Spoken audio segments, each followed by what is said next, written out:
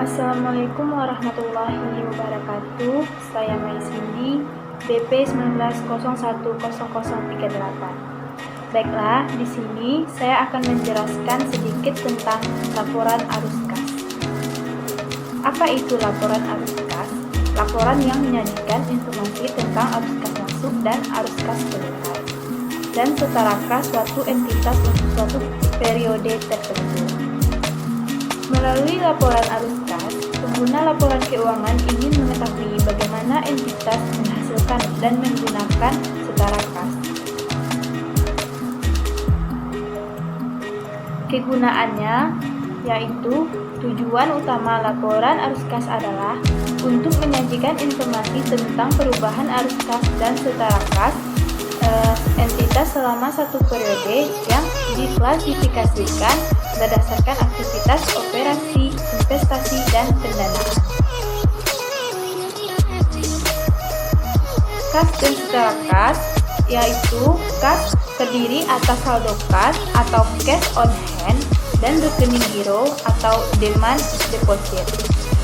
Sedangkan setara kas yaitu investasi yang sifatnya sangat liquid, berjangka pendek, dan yang dengan cepat dapat dijadikan kas dalam jumlah yang dapat ditentukan dan memiliki risiko perubahan nilai yang tidak signifikan,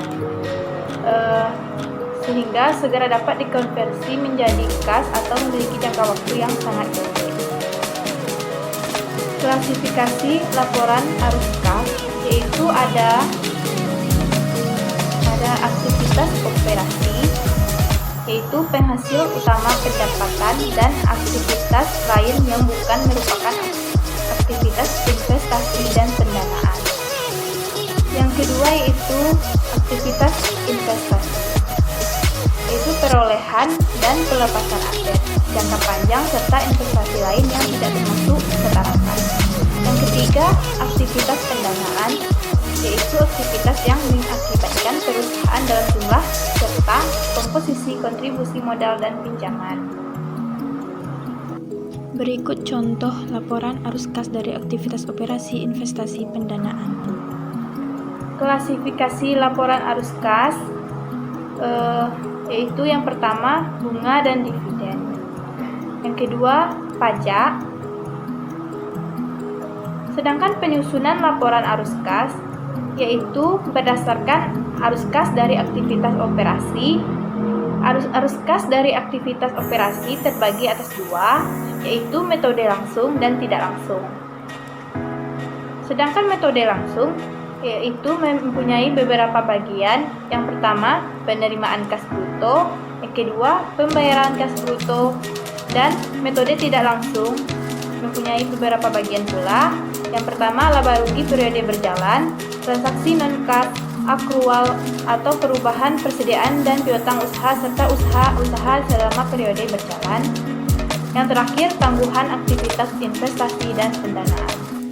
Berikut contoh metode langsung dan tidak langsung dari aktivitas operasi. Ketiga yaitu arus kas dari aktivitas investasi, yaitu informasi perubahan aset-aset jangka panjang, memberikan informasi tentang kapasitas operasi dan potensi laba yang dihasilkan, dan arus kas masa depan. Berikut contoh arus kas dari aktivitas investasi. Dan arus kas dari aktivitas pendanaan, maksudnya informasi arus kas dari aktivitas pendanaan untuk mengetahui informasi tentang perubahan struktur modal entitas, atau informasi ini penting untuk mengetahui pihak-pihak yang berkepentingan atas klaim terhadap arus kas entitas di masa depan. Berikut contoh arus kas dari aktivitas pendanaan. Penyusunan laporan arus kas yaitu ada pos khusus penyajian neto dan arus kas dalam mata uang asing. Pengungkapan laporan arus kas menurut PSAK 2 revisi 2009 adalah laporan arus kas bahwa transaksi investasi dan pendanaan yang tidak memerlukan penggunaan kas dan setara kas tidak termasuk dalam laporan arus kas. Dalam keadaan tertentu, saldo kas dan setara kas yang dimiliki oleh entitas tidak dapat digunakan. Berikut contoh laporan arus kas konsolidasi.